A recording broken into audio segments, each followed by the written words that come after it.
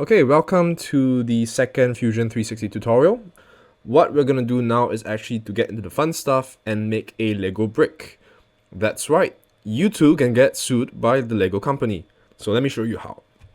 First, since you're a beginner, I want you to make sure that you do this one thing first, okay? So in document settings here, if you drop down, you can see that we have units. Now this is quite obviously what it sounds like. It's units. It's the units that you'll be working with in this design. And the way you can change them is by clicking this icon here next to the right. And you can see here it brings up a little box. I'm going to drag it to the center. And here it says unit type. Now, if you are a sane human being, you will select metric. If you are insane, like I am in a few of these, you will select inch or foot or whatever. As a professional engineer, I suggest you stick to millimeter because you're not really going to be making things that are massive, right? You're not an architect, thank God. So stick with millimeter. If it isn't already set to millimeter, make sure you do it now. But anyways, with this done, we hit cancel or OK, and now we have our document setting set to millimeter, okay? Now we can hide this just by clicking on this arrow icon there, and we can forget about this for the rest of our life. Anyways, next, what we want to do is we actually want to go into our design workspace if we aren't already in the design workspace. Again, you can always click on it, and you can select design here. Now, what you're going to do is going to create a new component. You should have this icon here, but let's just say you don't. Just go down to create drop-down menu and select new component, okay? Now, it's going to give you a little box and tell you what a few things, essentially. Don't worry too much about it. For now, just focus on this, the name. So we want to name this Lego brick. And this is just to help us organize and identify the components that we're working with. In this case, the parent is already selected as our design here, right? We haven't saved the design yet, so it will be selected as untitled or unsaved. Doesn't matter. We're going to hit OK. And you can see here in the browser, we have a new component under this design tab here. Now, this components will be an important part of designing, especially with assemblies and sub-assemblies of much more complex parts. You don't have to do this, but it's just a good habit to build up, right? Our Lego brick is only going to be just one 3D model, but if you're going to make different types of Lego bricks like L bricks, the little curved bricks or the slope bricks, you may want to classify them into their own different types of bricks, right? So let's just say we're going to do that. We're not actually going to do that, but let's just say we are. In this case, what we can do is we can first say this entire design is going to be my Lego bricks. Now, how do we do that? Very simply, we can select save. And here is going to say save your title or your design as whatever title you want. In this case, I'm just going to put here Lego bricks, okay? And in the location, I don't want it to be saved here. I'm just going to select it in the tutorial A and B. I'm just going to save it there. Doesn't matter. If you ever want to go back and find it, it will be in your data panel, and you can go. So in this case, it's tutorial A and B. You can see it's over here, Lego bricks. That's fine. I'll close this. And now you can see that our whole design here has been renamed as well. So this is just a very handy way to organize things, as I've mentioned in the previous activity. Now, we want to change this because we don't want two of the same component names.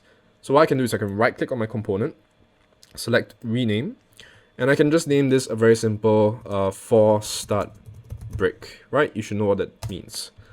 So we'll name this for stud brick. This is our component. And you can see that it's activated here with this little icon. Don't worry too much about it. What that means is very simply, if we just say, let's just create this. Don't follow along, I'm just showing you. Let's just say we made a rectangle sketch. If we drop down, you can see our sketches appear here. And let's just say we extruded this up by, oh, not here. Let's just do a little bit, let's just say that. Now our body also appears under this component tab. Now, if we were to select this one instead, our main design, we activate this component instead. Now, if I were to create a new sketch, okay, let's just make it on this side, doesn't really matter. Make things here. You can see our sketch is not saved under this one here. It's not under this tab. It's now under this main tab. So this is one way that beginners can get lost very easily. Make sure you know what you're activating in your, or what component you've activated when you're working on your model. Same thing if we were to extrude this to make this into a 3D body. With our main component activated, you'll see that it appears here again. Now this is very, very messy already, so I don't want that. Now how can you do this? I could press Ctrl Z a bunch of times and wear out my keyboard. I'm sure my warranty will thank me for that. But instead I'll go to my timeline, select the little icon here, the arrow, right click on this, and I can select delete all features after the history marker. And what that does is it basically sets me back to point 0, right? So I'm back to my Lego bricks. I don't have my component. I've made a mistake. No worries. Ctrl Z. That's my component there, the little action that I made to make my component. You see how when I drag it back, it's back there. Now if I right click, delete all features, I'm back to where I want to be. All's good with the world. So now let's actually start making the Lego brick. So first I'll select create sketch. Again, if you forget the tools, use S to find the tool that you want. In this case I already have it, so I won't do that. I'm going to select this bottom plane here, right? You should see it's between the red and green axis. So if I select this plane, now we can start to make our sketches. By default, it always go to the view of the plane you selected. And now what I'll do is I'm going to select the 2-point rectangle option over here. Now if I select this, you can see it's going to bring up a few options here with the sketch palette. Don't worry about this for now. It's really not very important as a beginner. So what we'll do to make things simple is just click on this middle part here. You may not be able to see very clearly, but when I hover over the middle, there's a little blue bounding box that sort of snaps in. That just means that when you start your sketch, it's going to be right smack in the center of that point. So if I left click on it and I drag it out, and I can drag this out in either direction, it doesn't really matter. Just so that I have some space, I will basically drag out to the left. And now you can see that there's actually a box once highlighted right now with some units and numbers. This is basically telling Fusion how big you want your rectangle to be. In this case, I know what I want. I'm going to put here for my length 31.8 millimeters, right? And if now I want to select the other one, a very simple way of doing that is just to press the tab button. And you can see how it's kept my previous input of 31.8, but now I can put in 15.8 for my width. And if I hit enter, you can see I've got my rectangle. Now, if you just want to do this another way I can show you is to just select this, right? Let's just say we pull it out to whatever size we want, but we want this. You can see now this isn't dimension. How can we prove that? If I were to select this edge and I try to drag it out, I can't resize this square, as you can see. But if I click on this one, I can change this shape and this size. We don't want this. What we want to do is instead tell Fusion that we want this length of our Lego brick to be the same as this one basically. In this case, I'm going to press, let's just say we are here. Press the shortcut D for dimension. Alternatively, you can always select this icon here, sketch dimension. Select the line that you want to define. And if I drag it out, you can see it creates a dimensioning line. Left click is going to highlight. And in this case, I'm just going to put 31.8, same as before.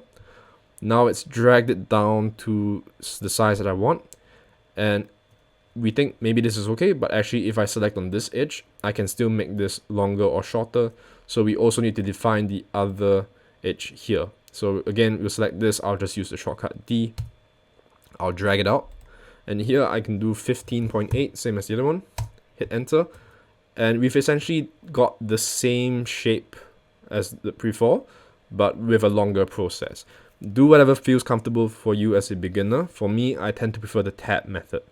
But anyway, we don't want this, so I'll just double click it to select the entire line. I'll hit delete, and I'm back to where I was. So that's okay, I'm happy with this. Let's zoom in by scrolling in so you can get a clearer view, right? And if I ever want to reposition these dimensions, I can always drag them and just pull them in so that it's a bit easier to see, okay? For now though, we're happy with this rectangle. We're gonna hit finish sketch.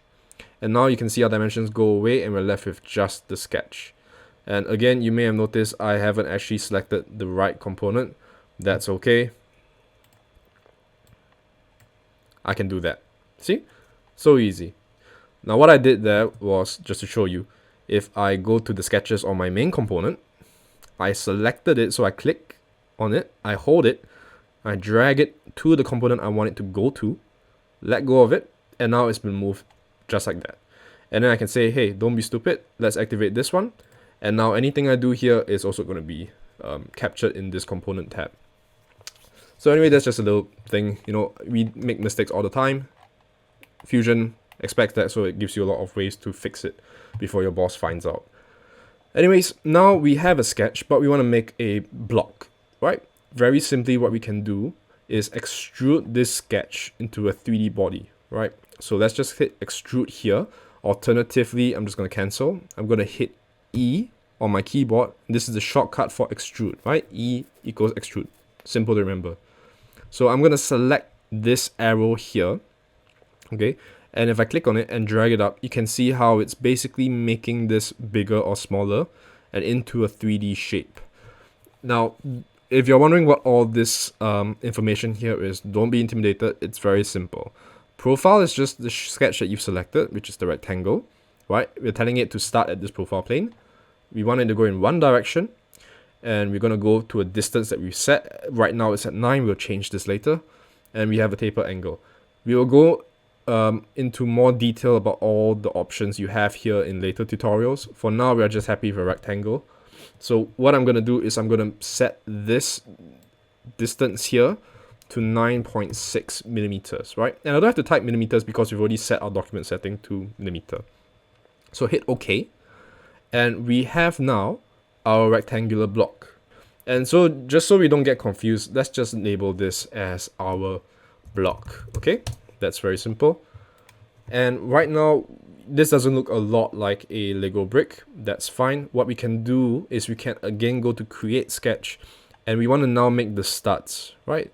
But we don't want to select the same bottom plane as before. What we want to do actually is to select on the top face of our brick. You can see how that plane sort of shifts.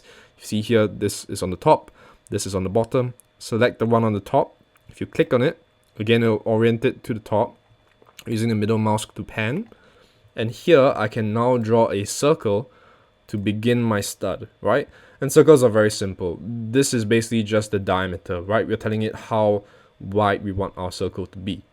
In this case, what we're going to do is we're going to set the diameter to 5 millimeters, okay? We're going to hit enter, or you can also left click if you want, so left click, and it creates the circle, right?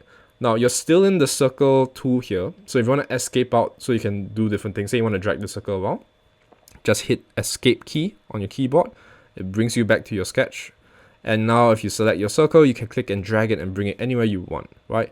Because you've defined it, you can't increase the size, but you can drag it wherever you want. So in this case, right, we have our circle, but Lego bricks aren't just the one circle. So how can we make more circles? Okay, we could go into circle and draw a whole bunch, but you know what? I'm lazy. I don't want to do that, and neither should you. So instead, what we're going to do is we're first going to tell Fusion how far we want the circle from the edges. And that's so that we can position this correctly, right? You don't want a circle right in the middle there. You want it to be in that nice 8 file. So we just position it somewhere in the corner. It doesn't matter where. And we're going to again use the dimension tool. So we select it. We'll select the middle of the circle. There's a point there. And we're going to select the top edge first. And you can see how it's given us a dimension, right? And this dimension is basically the distance of the center point of the circle from the edge of your model, okay? So what I'll do is I'll set this to 3.9, right? Hit enter. And you can see now that this has been set so that it is always 3.9 millimeters away from this edge. And we can do the same thing. So we select dimension and we select the middle point, the other edge. And now if we put 3.9, now our circle is exactly 3.9 millimeters away from either edge of this rectangle, okay? Now, we're just going to leave it like this for now, and the reason why, and I'll show you soon, is because we actually want to first make the stud. So again, we'll select the profile, okay, and let's just say you didn't. Let's just say you go to extrude. You can always still select the profile here. We'll select it. See how it's highlighted now? That's good. And we're going to drag this up to 1.7 millimeters. Okay. Now we are going to select join. By default, this should be join. Just make sure it's join, because if you select new body, then this cylinder is not going to be connected to your body itself. I'll just show you quickly what that means. If I do new body, and if I go into section analysis, just to show you, you can see that there is a very hard edge, because this is two separate bodies, right? They're not joined together. They're just resting on top of one another. But if I go back, I'll double click on the icon here so that I can redo certain things. Don't worry, you'll learn about this later. But now what we're going to do is, instead of new body, select join, hit OK. And if we go back into our section analysis to check, you can see that hard edge disappears, because this stud is now welded into our body itself. Okay, that's good, because I'll show you why. What we can do then is multiply this stud into that grid fashion that we want, without having to keep drawing, extruding, and cluttering up our timeline. And the way we do this is using the rectangular pattern tool.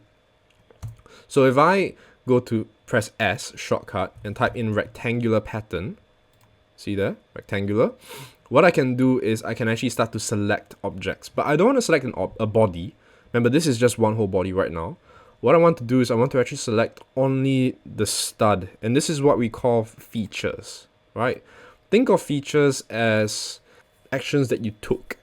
In this case, we extruded a cylinder up. It doesn't matter that we joined it, it's the extrusion that counts. And so our feature is the cylindrical extrusion in this case. If we were to select the rectangle, that would be the rectangular extrusion that we did, right? But no matter, you understand this soon enough. If we select our stud here, and we select our axes, now the axis is just telling us which way we want our grid to go. We want it to follow this edge, so we just select this edge here. And now it's going to tell us, okay, how far do you want this to go out, and how many repetitions do you want? So let's just click this arrow first, and we'll drag it out. You can see here, I can control how far away from the original point it is, and how many, right? Don't worry, for now, we know that it's going to be 4, so we'll select 4 for our quantity, right? You can see it's updated this way. And now we want to set the distance to 24 millimeters. So I'll just select 24, right? And now we have our first row. That's good, but we actually want it to go in the other way as well. That's where our second arrow comes in. We're going to drag this out, but oops, we have 3. We don't want it to be 3, we only want 2. So we're going to select 2 instead of 3. You can see how that disappears. And we're going to change this to 8 millimeters instead, right? And now with this, we have our 4 grids. If we hit OK in this box here, give it a second to load, and we have our Lego brick. It is all one solid body.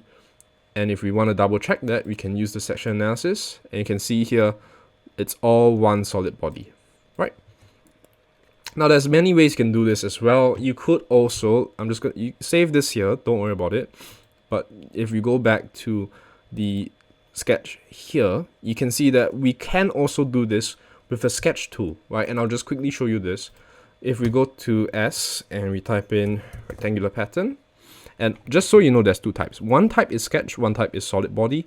They look very similar, but if you notice, one is filled with a solid blue, one is got a blue border. The sketch one is the one with the border. The solid one is the one that adjusts bodies and features and other things that are not sketches. So in this case, we want the sketch one. We'll select this. Now, our object is just the sketch we want. In this case, it's the circle. And just like in the same sense, we can always use the arrows and pull it out however many you want. We want it to be 4, 24. We want it to go down. We'll go down by 2 and make this 8. Like so. If we hit OK, now we have all these sketches like so. And if we wanted to, we can always finish the sketch. I have to show it here. And we can then extrude this up to whatever size or height we want. Right, this is kind of tedious though, it's not very efficient. But don't be scared to play around and do things in a different way, right? The point of Fusion is that you have many different tools. And there's no real right answer to how to get to the final object that you want to model. Do whatever makes the most sense. that makes it the easiest to edit as well. Because if I ever want to go back and change the size of my sketch, right, then is it easier to change one sketch or 8 different sketches, right? You'll sort of get a hang of this as you become more experienced. But for now, let's just focus on the task at hand. We'll undo all this if you've been following along. We want to go back to where we were, which is here at the stage where we have all our pins. So we have our Lego brick, the shape, but as you can see, it's solid, right? Our Lego brick shouldn't be solid. It needs to be hollow so that we can connect it together. Now, what we can do is we can actually use the shell feature here, over here, and under modify, and this will let us hollow out our shape while keeping the shape of the outer edges the same, right? And what I mean by that is basically, let's just say we were to select this bottom face here, and we want to give this a thickness of 1.49 millimeters. You can see here how it's basically hollowed out everything with respect to the surface that it's following along, right? You might be wondering, well, which surface do I select? Okay, so just think of it this way. Think of it like a bowl. If you have shell and you say, I want to make this hollow, but I want this to be my opening, this face, then select this face and think of this face as the part where you're going to start scooping out material from. Imagine you had like a spoon or a drill or whatever, and this is the face that you're only going to scoop out from, and everything else stays the same. That's just a handy way to think about it. In this case, again, fault 1.49, we'll hit OK, and now we have shelled our body, and it's starting to look a lot more like a Lego brick, right? But we also need a way to actually connect these dots together, right? I mean, if you were to just stick this in, it might hold, but it's not going to be very secure, right? We need that little middle parts so that we can have a very snug fit between all points. So what we're going to do now is, again, we're going to look at the bottom, and again, if you're wondering how I'm moving this, follow the keystrokes using shift middle click to rotate my view. Alternatively, use the view cube, right? But for now, you're going to go to the bottom, and we're again going to create a new sketch, but we're going to select the bottom face here, right? You can see that. So if you click this, it brings it there. Now the cool thing about this is that you can see our features are actually included as reference points for our sketches. They're not actual sketches, just so you know, but they can be used to draw sketches on. And why do we need that? Well, let's go to the line tool here, right? So if you select line, alternatively you can use the L shortcut, so I'll show you that. If I hit L, you can see I've got my line command selected. And if I go into the middle here, you see this little circle? This means that it's concentric. If I were to click on this, it means my point starts from the middle of that circle. Now remember, I never drew this circle. This is a 3D object. But now with the sketch plane on this face, I can actually reference it in my sketches. And by doing so, if I bring it to the next one, again, I can snap in like so. I'll hit escape to get rid of the line tool. You can see I've got a line that cuts right across my circles, right? And the neat thing about this is that if we then go into circle and we hover over this line, you can see how it snaps. So there's a little blue icon, it snaps. If we keep following down, eventually we'll get to a snap in the middle, right? So the triangle there, it just means that it is constrained to the center of the line. We'll learn more about constraints and why it's important to constrain your sketches. But for now, let's not worry about that. We're going to left click with our circle on this constraint icon. And if we drag it out, and in this case, we'll just make this 6.3 millimeters. We'll hit enter. And what this means is we have a sketch now that has a circle right smack center between all these 4 circles here. Even though we never drew these circles, we can actually reference them and create parts that are essentially relative in terms of dimensioning to these objects.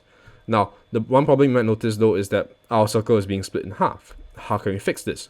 We don't want to ever delete this, because if we delete this and something happens, we might end up moving this away and we've lost our reference, right? So I'm going to Control Z to remove that. We can very simply remove this or make this not impact our sketches by selecting the line, going here, and we can select construction, right?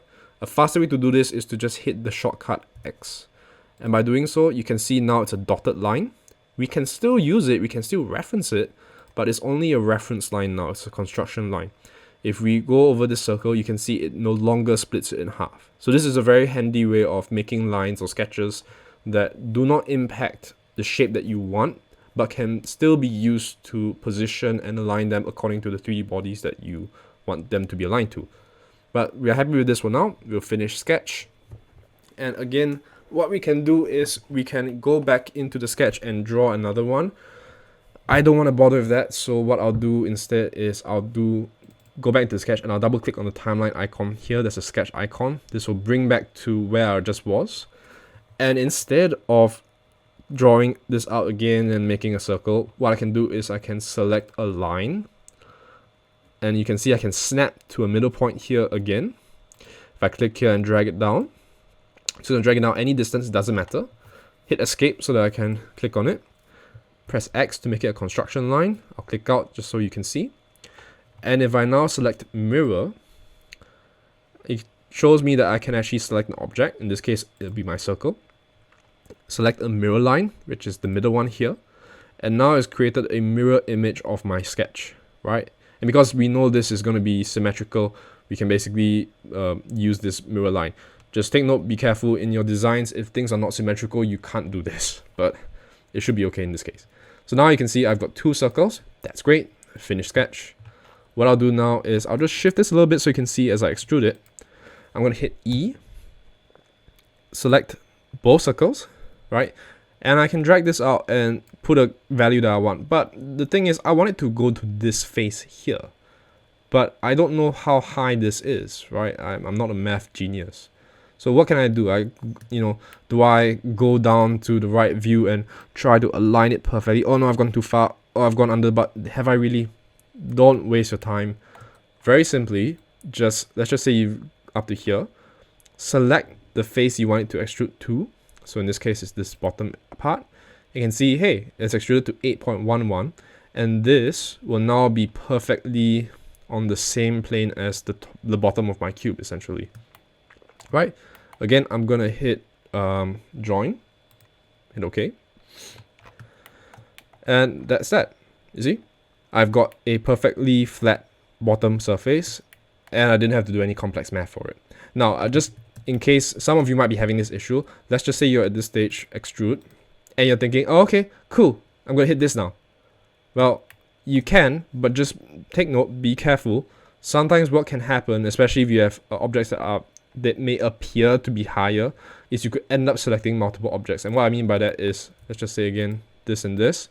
And now if we say select, oops, I'm trying to get there, this one, you can see I'm not actually moving it down, I'm actually selecting this face. And if I drag it out, I'm creating a new body. So just take note of that. What I suggest you do is you extrude by selecting this first, moving it up a little bit with the arrow, and then selecting the face that you want, right? So just something to take note. I'll hit cancel. Now, the reason why I'm going back to this stage is because I want to show you another thing, which is if I extruded this out, right?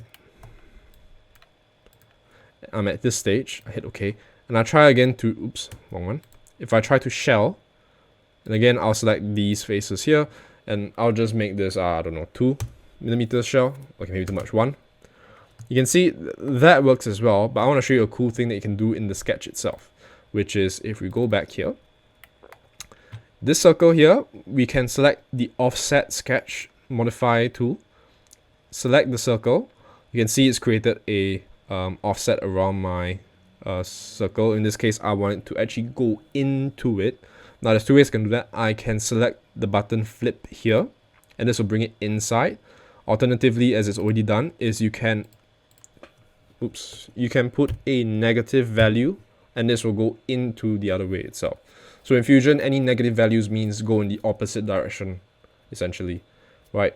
So here, what we want to do actually is we want to create an offset of 1mm, which is already done. That's good.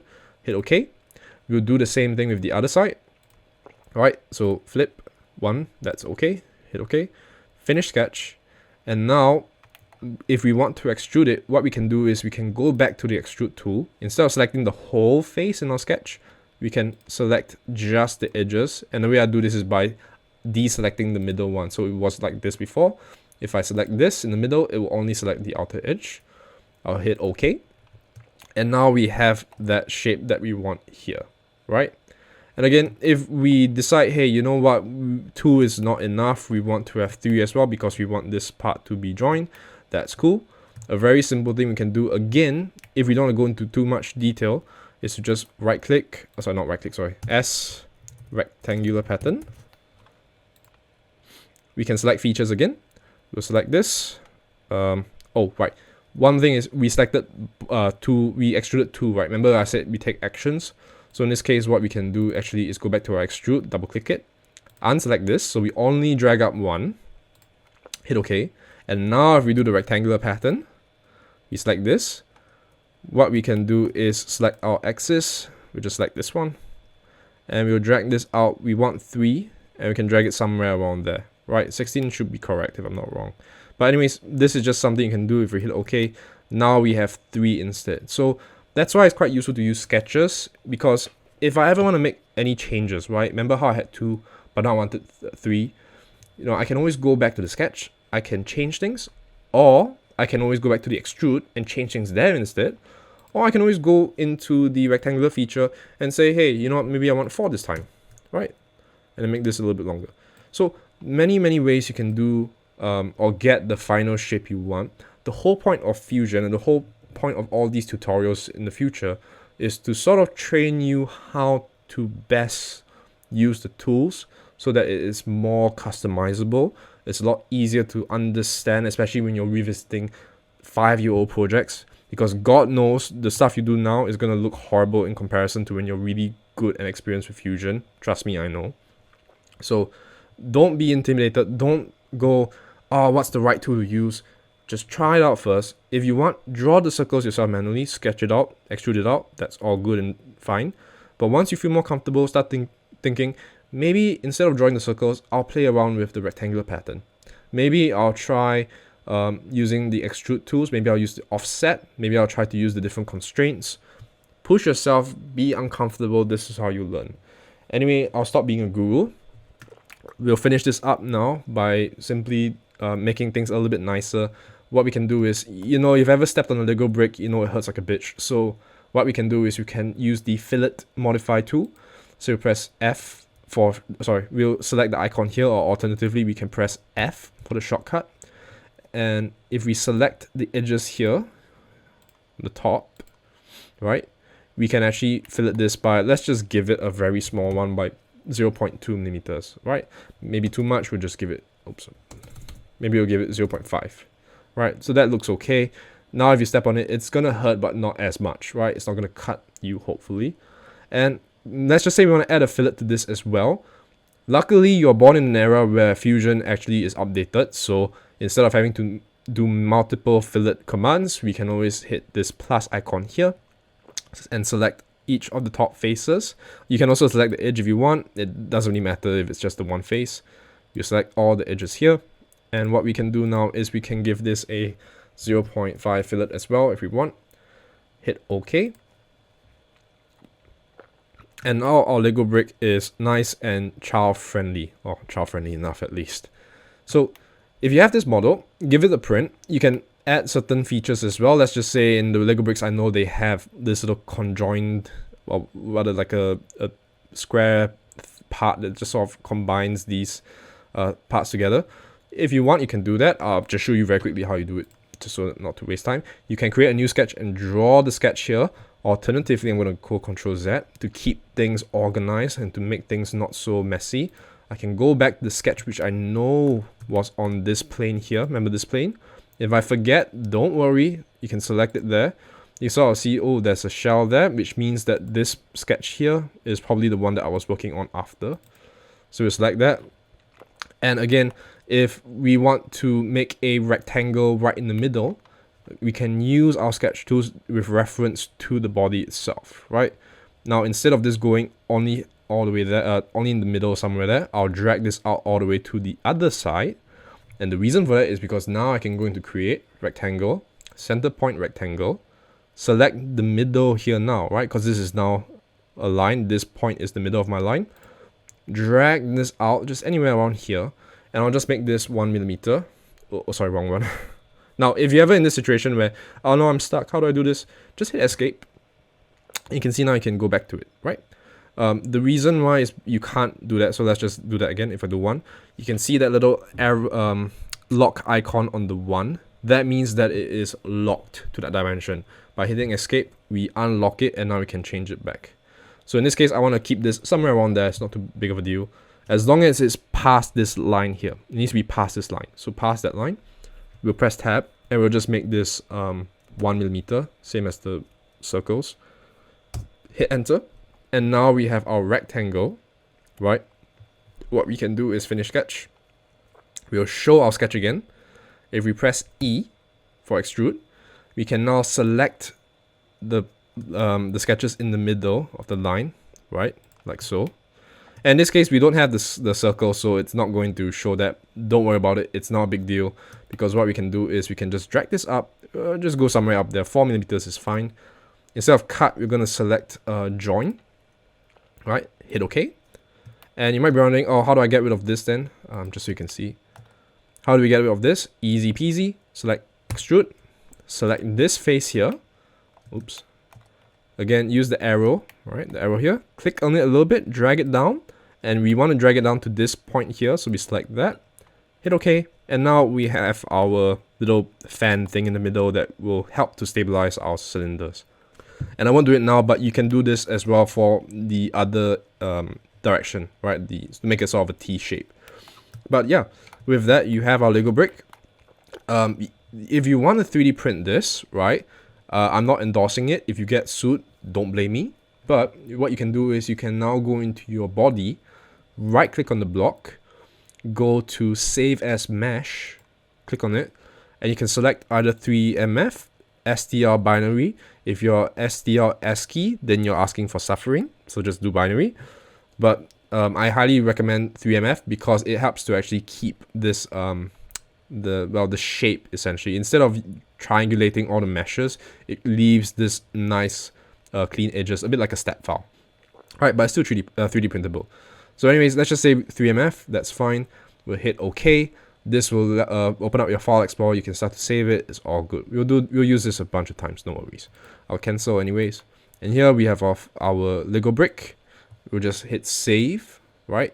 Use the save, that's fine. And now our Lego brick design is there. If we ever want to go back and change it, we can find it in the data panel. Here, we'll double click on this and we can go and make some edits. Alright, I know it's been a bit long, but as an introduction to CAD modeling, I just want to sort of show you the main principles, which is don't be afraid to explore using other ways, because there are many different ways that you can approach modeling, and you're going to fail. You are going to fail. That is a guarantee. Don't be intimidated. Don't give up. Just knock your head against this thing until it works. And I promise you, it will be a bigger dopamine hit than smoking